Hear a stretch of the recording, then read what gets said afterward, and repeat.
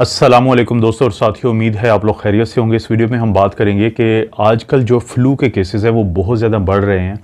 अमूमी तौर पे ये देखा जाता था कि इस तरह के जो केसेस हैं वो नवंबर दिसंबर में जाके इतनी तेज़ी से बढ़ते थे और थोड़ा सा शिद्दत भी ज़्यादा है। तो बहुत सारे लोगों के जहन में ये सवाल पैदा होता है कि फ़्लू का जो अब की दफ़ा ये सीज़न है ये जल्दी क्यों स्टार्ट हुआ है और इसकी शिद्दत क्यों ज़्यादा है। इसके अलावा इससे बचना हमने कैसे, और ख़ुसूसी तौर पे हमारे जो बुज़ुर्ग हैं उनको हमने कैसे इस चीज़ से बचाना है और कैसे जब हमें फ़्लू हो जाए तो हम अपना ख्याल रखेंगे तो जल्दी ठीक हो जाएंगे।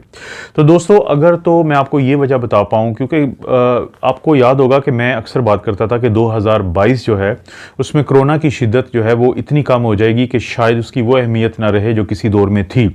लेकिन किसी दौर से मुराद है कि 2020 और 2021 में क्योंकि कोरोना बहुत ज़्यादा था, लोग जो है वो तमाम SOPs स्टैंडर्ड ऑपरेटिंग प्रोसीजर्स जिसको हम कहते हैं उसको फॉलो करते थे, जिसमें मास्क का पहनना, हाथों का 20 से 40 सेकंड के लिए साबुन और पानी से अच्छे तरीके से धोना और फिजिकल डिस्टेंस बरकरार रखना एक दूसरे से कोशिश उनकी होती थी कि 2 मीटर या 6 फीट पे रहते थे। तो जिसकी वजह से क्या हुआ कि ना सिर्फ ये कि वो कोरोना से बचते रहे, बल्कि वो जो इन्फ्लुएंजा वायरस आता है, जो इसका फ्लू का सीज़न शुरू होता है, या अक्टूबर नवंबर दिसंबर में जब रेस्पिरेटरी सिंशिटियल वायरस एक होता है, बच्चों में बहुत ज़्यादा वो फ्लू करता है, तो वो शुरू होता है, तो वो उससे भी बचे रहे।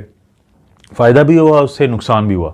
फ़ायदा ये हुआ कि आपको ना सिर्फ ये कि कोरोना से बचे बल्कि फ्लू से वायरस से भी बच गए। नुकसान ये हुआ कि क्योंकि आपका एक्सपोजर नहीं हुआ था तो आपका जो इम्यून सिस्टम है वो उसको जो पहचानता था हर साल और फिर उसके खिलाफ अपने आप को मुज़ाहमत के लिए तैयार करता था, तो पिछले 2 साल से वो तैयार नहीं कर सका। एक तो ये फ़र्क पड़ा। दूसरा ये फ़र्क पड़ा कि जब लोगों को फ्लू की वायरस नहीं हुआ तो उन लोगों ने फिर जो फ्लू की वैक्सीन वो लगवाते थे, ख़ुसूसी तौर पर जो बुज़ुर्ग होते हैं जिनका इम्यूनिटी का जो सिस्टम होता है वो कमज़ोर होता है, या शुगर का मरीज़ होता है, या फ़र्ज़ करें कोई जोड़ों के दर्दों के लिए या किसी भी मसले के लिए अगर कोई स्टीरॉयड ले रहा होता है, या कुदरती तौर पे किसी का अगर मदाफ़ती निज़ाम कमज़ोर होता है, तो वो हर साल फिर फ्लू की वैक्सीन लगवाते थे। लेकिन पिछले 2 साल क्योंकि फ़िज़िकल डिस्टेंस होने से, मास्क पहनने से, हाथ धोने से वो वायरस जो उन तक नहीं पहुँचा, तो उन्होंने इसकी ज़रूरत को ही महसूस नहीं किया। तो यही वजह है कि अब हम देख रहे हैं कि एक तो ये बड़ी जल्दी आ गया क्योंकि ज़ाहिर है इसमें म्यूटेशन हुई हैं, और जैसे ही म्यूटेशन वाला वायरस सामने आता है तो लोगों को अक्सर को फिर वो इन्फेक्शन स्टार्ट हो जाती है। शिद्दत इसलिए ज़्यादा है कि इम्यून सिस्टम या मदाफ़ित निज़ाम तैयार नहीं है, और ज़्यादा इसलिए फैल रहा है कि ना तो हम मास्क पहनते हैं, ना हम फिजिकल डिस्टेंस बरकरार रखते हैं, ना हम हाथों को धोते हैं, जिसकी वजह से ये वायरस काफ़ी ज़्यादा बड़ों में और बच्चों में फैल रहा है। तो अब इसका हल क्या है? देखें, अगर किसी को इन्फ्लुएंजा की इन्फेक्शन हो जाए तो बराह मेहरबानी कोशिश करें कि आप 2-4 दिन के लिए रेस्ट करें। आप कोई बुखार के लिए, जिस्म में दर्द के लिए जो पैरासीटामोल की टैबलेट होती है वो ले लें। आप पानी ज़्यादा से ज़्यादा पिएं, मशरूबात ज़्यादा से ज़्यादा पिएं। अक्सर लोग पूछते हैं कि दूध पीना चाहिए या नहीं पीना चाहिए, कि उससे रेशा ज़्यादा बनता है, तो बिल्कुल पीना चाहिए। हल्का गर्म दूध पी लें।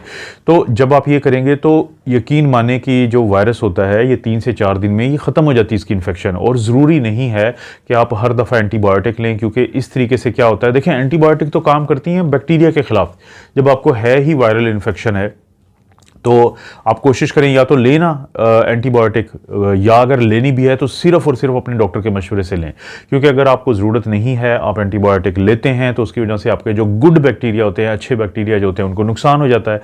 वो बैक्टीरिया को नुकसान होता है तो आपको कोई और इन्फेक्शन हो जाएगी। तो एक तो ये करना है।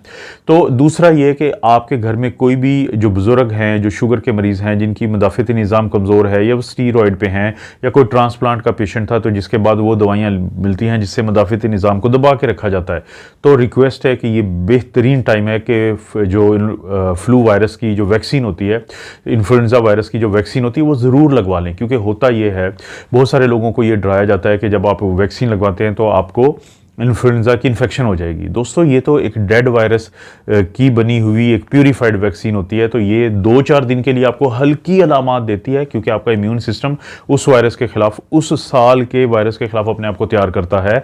लेकिन वो आपको फुल ब्लोन पूरी एक इन्फेक्शन नहीं देता। लेकिन जब भी आप लगवाएं उसी साल की, यानी 2022 2023 की आपको लगवानी है, अगले साल 2023 2024 की लगवानी है, यानी पुरानी नहीं लगवाएंगे, क्योंकि हर दफ़ा नई वैक्सीन आती है और सालाना इसलिए लगवानी पड़ती है कि पिछली दफ़ा का वायरस म्यूटेशन कर चुका होता है।